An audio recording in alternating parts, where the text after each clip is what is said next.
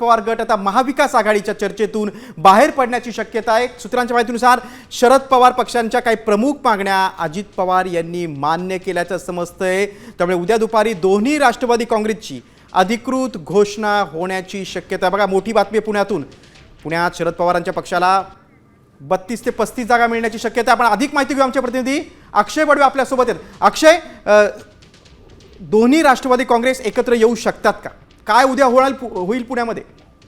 निश्चित आपण बघू शकतोय की शरद पवारची राष्ट्रवादी जी आहे ती अजित पवारांसोबत गेल्या 2 ते 3 दिवसांपूर्वी चर्चा केली होती त्यांनी, आणि त्यानंतर युती होणार असं वाटलं असताना त्यांची जी चर्चा आहे ती निष्फळ ठरली होती आणि त्यांनी थेट महाविकास आघाडीमध्ये परतली होती। आणि पण आता आजची परिस्थिती ही आहे की शरद पवारांची राष्ट्रवादी जी आहे त्यांची आणि अजित पवारांच्या राष्ट्रवादीची युती होणार असल्यामुळे उद्या या दोन्ही राष्ट्रवादीच्या पक्षातले जे नेते आहेत त्यांच्याबाबत त्यांच्याकडून ही अधिकृत घोषणा होण्याची शक्यता आहे।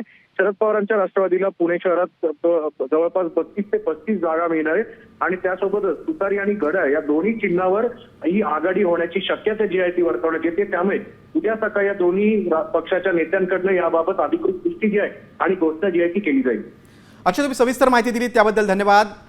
शरद पवारांचा पक्ष आणि अजित पवारांचा पक्ष म्हणजे दोन्ही राष्ट्रवादी काँग्रेस पुण्यात एकत्र लढणार आहेत। भाजप समोर एक मोठं आव्हान असणार आहे।